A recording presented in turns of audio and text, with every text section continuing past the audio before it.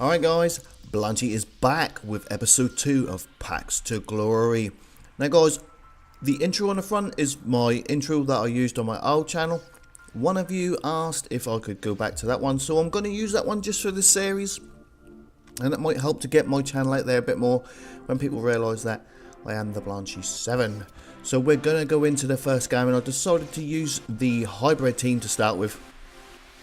So I want to just quickly put some bronze players on the bench, because that was the quickest thing I could think of doing, because obviously I've got so many players in this club, and that was another reason why I decided to do cups, because I didn't want to start a new club. Anyway, someone did say in the last episode that this is a bit like Otani's. He actually put pack luck. It's a 5-pack challenge. Now, me and Otani in FIFA14 done a similar series around about the same time, guys. The only difference was I was doing seasons and I used all the other players left in the packs, whereas Otani just picks the best players and builds a hybrid around them. So they are very similar. I've not copied him, I've just basically taken this idea from Pack Race to Division 1 and from the series I used to do, which was called Packs to Pot of Gold, and basically decided to play cups because I hate playing Ultimate Team seasons at the minute. I just think it's riddled with not good stuff. Anyway, we come up against this team and you've got Balotelli and a Barber up front, and I think, oh my days, for my first game.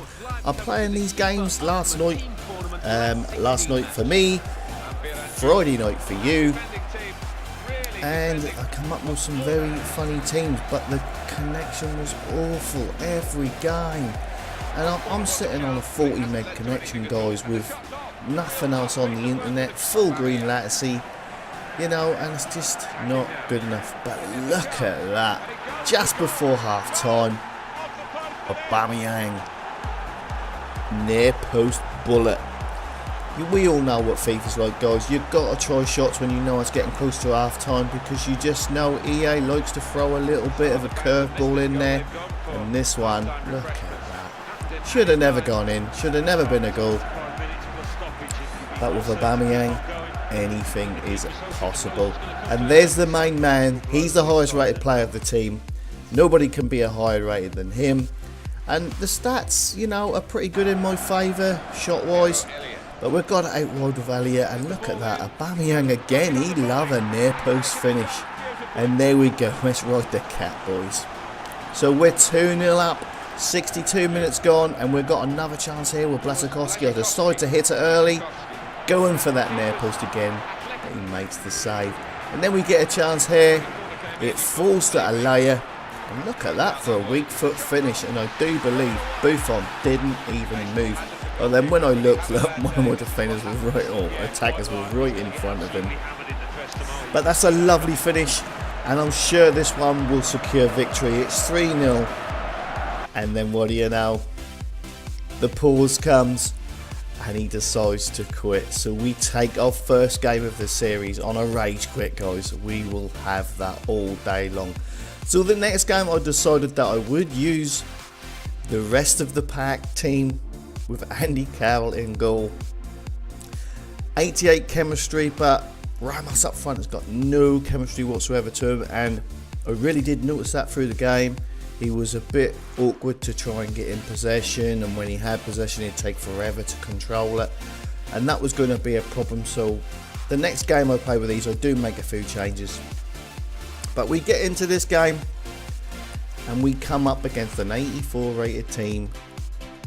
Although he's got no chemistry to Gomez, he's got an attribute card on him, and that's a nice little team. He's playing Modric on the left, and that's a nice team. And again, I'm really worried about it, and look at this, I can't defend to save my life. 2.5 minutes gone, and I'm 1-0 down. But it doesn't stop there, guys. Straight away, look, my defenders just won't make tackles. You won't believe what that felt like to try and make a tackle with them. And 7 minutes gone, and I'm 2-0 down. And this is the closest I got in the first 10 minutes, just wide. And then look at that save for Andy Carroll. And guys, you wouldn't believe it. He turned out to be a really good goalkeeper. Really did. And then look at that. Another save. There's saves you expect him to make, but you think being a striker, EA would put something in there so that they just let him in. 8 shots on target, and I only conceded 2 goals, so Andy Carroll's doing something right. And then I'm clean through here. Insigne takes his time. Now, a lot of people would have gone to the far post across the keeper, but I do like the near post finesse round the keeper because they seem to go in more often. And that's all about, when the keeper's not moving, guys, it's all about just picking your spot. But what do you know, I can't clear the ball, and straight away he's made it 3-1. And then all of a sudden it's the Andy Carroll show again. Another great save, and he's keeping the score respectable. And then here again, just can't get it clear. It falls to his man, he rolls one in. And again, another save from Andy Carroll. And that's how it finished, guys, and that is getting close to the end of the episode now, guys, so I hope you enjoyed it. Thumbs up to let me know to keep it coming, and look at that. Andy Carroll, man of the match, a striker in goal. Anyway, guys, please leave a like, comment and subscribe, and I'll see you next time.